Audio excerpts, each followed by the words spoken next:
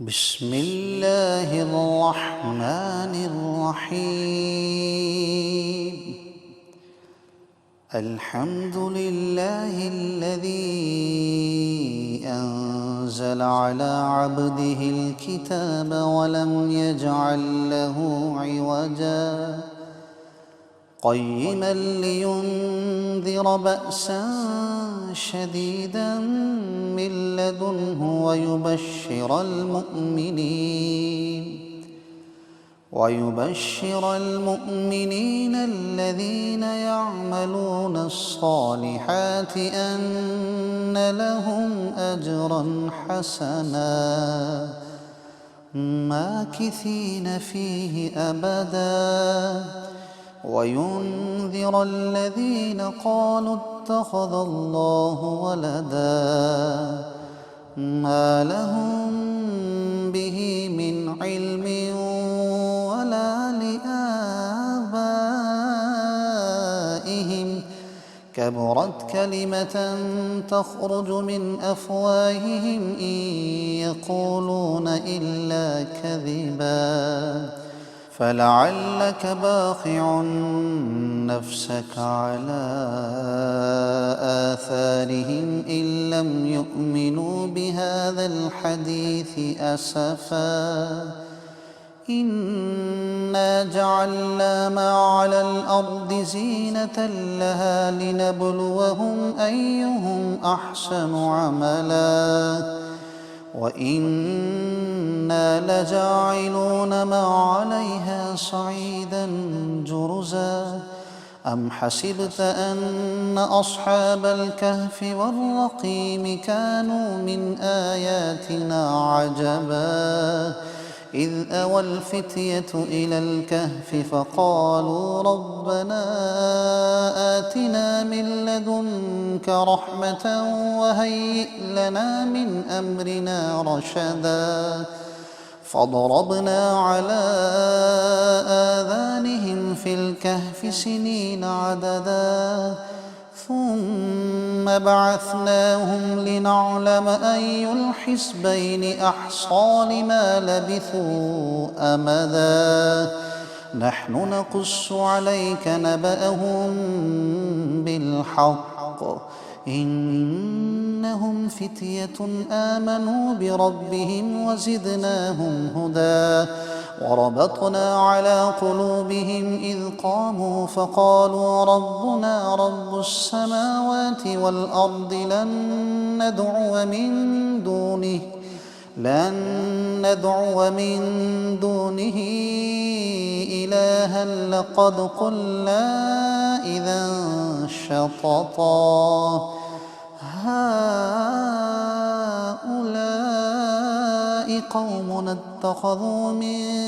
دونه آلهة لولا يأتون عليهم بسلطان بين فمن أظلم ممن افترى على الله كذبا وإذ اعتزلتموهم وما يعبدون إلا الله فأووا إلى الكهف ينشر لكم ربكم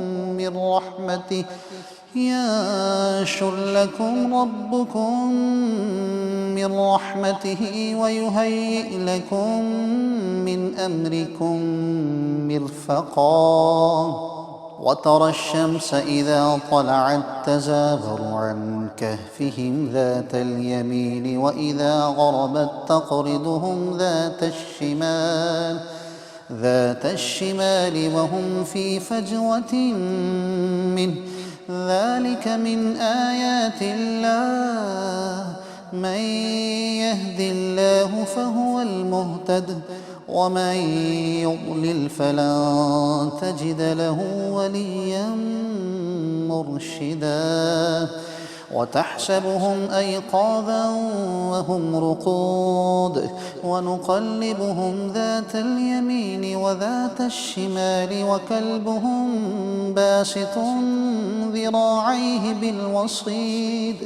لو اطلعت عليهم لوليت منهم فرارا ولملئت منهم رعبا وكذلك بعثناهم ليتساءلوا بينهم. قال قائل منهم كم لبثتم؟ قالوا لبثنا يوما أو بعض يوم. قالوا ربكم أعلم بما لبثتم فابعثوا أحدكم بورقكم هذه إلى المدينة فلينظر أيها أزكى طعاما فليأتكم برزق منه وليتلطف ولا يشعرن بكم أحدا. إنهم إن يظهروا عليكم يرجموكم أو يعيدوكم في ملتهم ولن تفلحوا إذا أبدا. وكذلك أعثرنا عليهم ليعلموا أن وعد الله حق وأن الساعة لا ريب فيها إذ يتنازعون بينهم أمرهم فقالوا ابنوا عليهم بنيانا ربهم أعلم بهم. قال الذين غلبوا على أمرهم لنتخذن عليهم مسجدا سيقولون ثلاثة رابعهم كلبهم ويقولون خمسة سادسهم كلبهم رجما بالغيب ويقولون سبعة وثامنهم كلبهم قل ربي أعلم بعدتهم ما يعلمهم إلا قليل فلا تمار فيهم إلا مراء ظاهرا ولا تستفت فيهم منهم أحدا. ولا تقولن لشيء إني فاعل ذلك غدا إلا أن يشاء الله واذكر ربك إذا نسيت وقل عسى أن يهديني ربي لأقرب من هذا رشدا. ولبثوا في كهفهم 300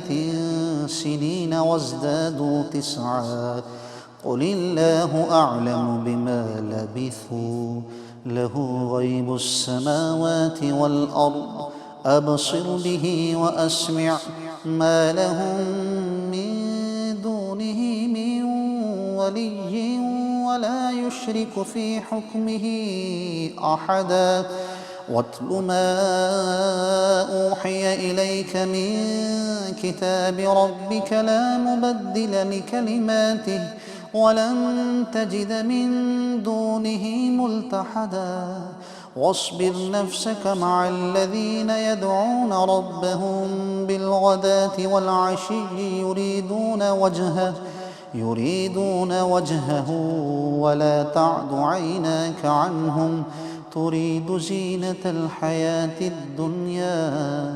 ولا تطع من أغفلنا قلبه عن ذكرنا واتبع هواه وكان أمره فرطا. وقل الحق من ربكم فمن شاء فليؤمن ومن شاء فليكفر إنا أعتدنا للظالمين نارا أحاط بهم سرادقها وإن يستغيثوا يغاثوا بماء كالمهل يشوي الوجوه بئس الشراب وساءت مرتفقا. إن الذين آمنوا وعملوا الصالحات إنا لا نضيع أجر من أحسن عملا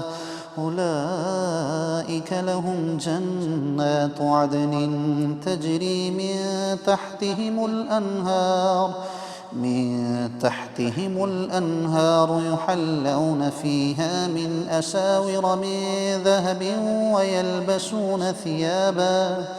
ويلبسون ثيابا خضرا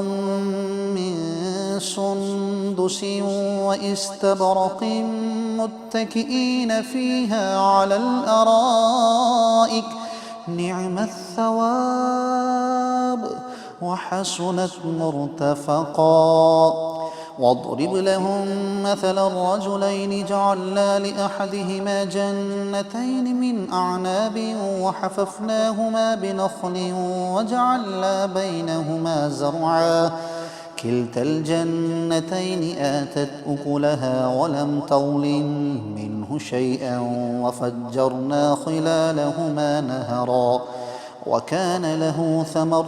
فقال لصاحبه وهو يحاوره أنا أكثر منك مالا وأعز نفرا ودخل جنته وهو ظالم لنفسه قال ما أظن أن تبيد هذه أبدا وما أظن الساعة قائمة ولئن رددت إلى ربي لأجدن خيرا منها منقلبا. قال له صاحبه وهو يحاوره أكفرت بالذي خلقك من تراب ثم من نطفة ثم سواك رجلا لكن هو الله ربي ولا أشرك بربي أحدا. ولولا إذ دخلت جنتك قلت ما شاء الله لا قوة إلا بالله إن ترني أنا أقل منك مالا وولدا فعسى ربي أن يؤتيني خيرا من جنتك ويرسل عليها حسبانا من السماء فتصبح صعيدا زلقا أو يصبح ماؤها غورا فلا تستطيع له طلبا. وأحيط بثمره فأصبح يقلب كفيه على ما أنفق فيها وهي خاوية على عروشها ويقول يا ليتني لم أشرك بربي أحدا ولم تكن له فئة ينصرونه من دون الله وما كان منتصرا. هنالك الولاية لله الحق هو خير ثوابا وخير عقبا. واضرب لهم مثل الحياة الدنيا كماء أنزلناه من السماء فاختلط به نبات الأرض فأصبح هشيما تذروه الرياح وكان الله على كل شيء مقتدرا. المال والبنون زينة الحياة الدنيا والباقيات الصالحات خير عند ربك ثوابا وخير أملا. ويوم نسير الجبال وترى الأرض بارزة وحشرناهم فلم نغادر منهم أحدا وعرضوا على ربك صفا لقد جئتمونا كما خلقناكم أول مرة بل زعمتم أن لن نجعل لكم موعدا. ووضع الكتاب فترى المجرمين مشفقين مما فيه ويقول يا ويلتنا ما لهذا الكتاب لا يغادر صغيرة ولا كبيرة إلا أحصاها ووجدوا ما عملوا حاضرا ولا يظلم ربك أحدا. وإذ قلنا للملائكة اسجدوا لآدم فسجدوا إلا إبليس كان من الجن ففسق عن أمر ربه أفتتخذونه وذريته أولياء من دوني وهم لكم عدو بئس للظالمين بدلا ما أشهدتهم خلق السماوات والأرض ولا خلق أنفسهم وما كنت متخذ المضلين عضدا ويوم يقول نادوا شركائي الذين زعمتم فدعوهم فلم يستجيبوا لهم وجعلنا بينهم موبقا ورأى المجرمون النار فظنوا أنهم مواقعوها ولم يجدوا عنها مصرفا ولقد صرفنا في هذا القرآن للناس من كل مثل وكان الإنسان أكثر شيء جدلا وما منع الناس أن يؤمنوا إذ جاءهم الهدى ويستغفروا ربهم إلا أن تأتيهم سنة الأولين أو يأتيهم العذاب قبلا وما نرسل المرسلين إلا مبشرين ومنذرين ويجادل الذين كفروا بالباطل ليدحضوا به الحق واتخذوا آياتي وما أنذروا هزوا ومن أظلم ممن ذكر بآيات ربه فأعرض عنها ونسي ما قدمت يداه إنا جعلنا على قلوبهم أكنة أن يفقهوه وفي آذانهم وقرا وإن تدعهم إلى الهدى فلن يهتدوا إذا أبدا وربك الغفور ذو الرحمة لو يؤاخذهم بما كسبوا لعجل لهم العذاب بل لهم موعد لن يجدوا من دونه موئلا وتلك القرى أهلكناهم لما ظلموا وجعلنا لمهلكهم موعدا وإذ قال موسى لفتاه لا أبرح حتى أبلغ مجمع البحرين أو أمضي حقبا فلما بلغا مجمع بينهما نسيا حوتهما فاتخذ سبيله في البحر سربا فلما جاوز قال لفتاه آتنا غداءنا لقد لقينا من سفرنا هذا نصبا قال أرأيت إذ أوينا إلى الصخرة فإني نسيت الحوت وما أنسانه إلا الشيطان أن أذكره واتخذ سبيله في البحر عجبا قال ذلك ما كنا نبغي فارتد على آثارهما قصصا فوجد عبدا من عبادنا آتيناه رحمة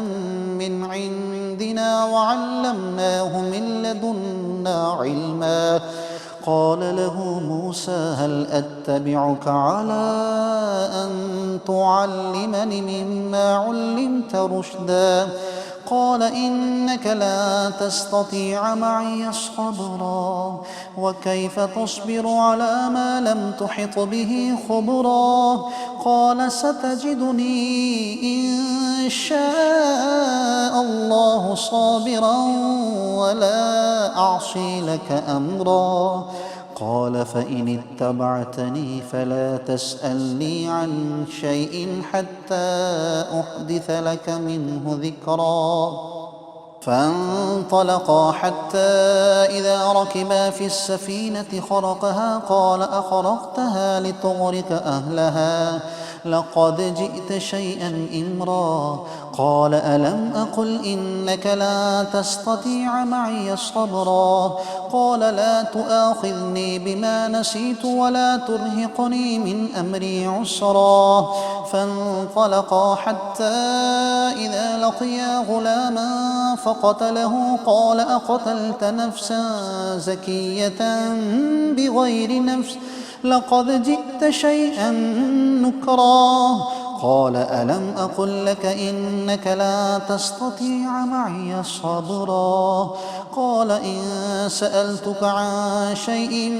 بعدها فلا تصاحبني قد بلغت من لدني عذرا فانطلقا حتى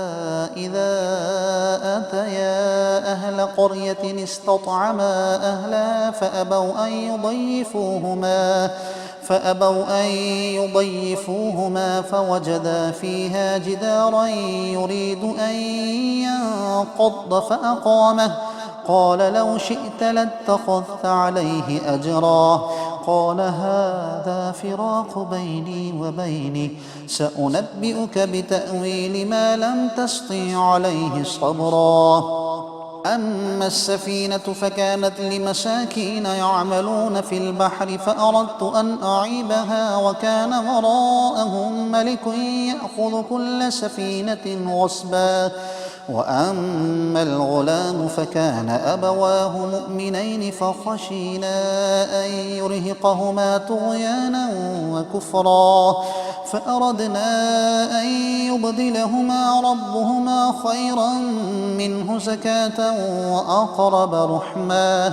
وأما الجدار فكان لغلامين يتيمين في المدينة وكان تحته كنز لهما وكان أبوهما صالحا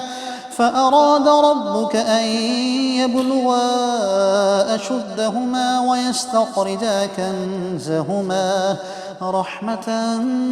من ربه وما فعلته عن أمري ذلك تأويل ما لم تسطع عليه صبرا ويسألونك عن ذي القرنين قل سأتلو عليكم منه ذكرا إنا مكنا له في الأرض وآتيناه من كل شيء سببا فأتبع سببا حتى إذا بلغ مغرب الشمس وجدها تغرب في عين حمئة ووجد عندها قوما قلنا يا ذا القرنين إما أن تعذب وإما أن تتخذ فيهم حسنا قال أما من ظلم فسوف نعذبه ثم يرد إلى ربه فيعذبه عذابا نكرا وأما من آمن وعمل صالحا فله جزاء الحسنى وسنقول له من أمرنا يسرا ثم أتبع سببا حتى إذا بلغ مطلع الشمس وجدها تطلع على قوم لم نجعل لهم من دونها سترا كذلك وقد أحطنا بما لديه خبرا ثم أتبع سببا حتى إذا بلغ بين السدين وجد من دونهما قوما لا يكادون يفقهون قولا قالوا يا ذا القرنين إن يأجوج ومأجوج مفسدون في الأرض فهل نجعل لك خرجا على أن تجعل بيننا وبينهم سدا قال ما مكني فيه ربي خير فأعينوني بقوة أجعل بينكم وبينهم ردما آتوني زبر الحديد حتى إذا ساوى بين الصدفين قال انفخوا حتى إذا جعله نارا قال آتوني أفرغ عليه قطرا فما استطاعوا أن يظهروه وما استطاعوا له نقبا قال هذا رحمة من ربي فإذا جاء وعد ربي جعله دكا وكان وعد ربي حقا تركنا بعضهم يومئذ يموج في بعض ونفخ في الصور فجمعناهم جمعا وعرضنا جهنم يومئذ للكافرين عرضا الذين كانت أعينهم في غطاء عن ذكري وكانوا لا يستطيعون سمعا أفحسب الذين كفروا أن يتخذوا عبادي من دوني أولياء إنا أعتدنا جهنم للكافرين نزلا قل هل ننبئكم بالأخسرين أعمالا الذين ضل سعيهم في الحياة الدنيا وهم يحسبون أنهم يحسنون صنعا أولئك الذين كفروا بآيات ربهم ولقائه فحبطت أعمالهم فلا نقيم لهم يوم القيامة وزنا ذلك جزاؤهم جهنم بما كفروا واتخذوا آياتي ورسلي هزوا إن الذين آمنوا وعملوا الصالحات كانت لهم جنات الفردوس نزلا خالدين فيها لا يبغون عنها حولا قل لو كان البحر مدادا لكلمات ربي لنفد البحر قبل أن تنفد كلمات ربي ولو جئنا بمثله مددا قل إنما أنا بشر مثلكم يوحى إلي أنما إلهكم إله واحد فمن كان يرجو لقاء ربه فليعمل عملا صالحا ولا يشرك بعبادة ربه أحدا.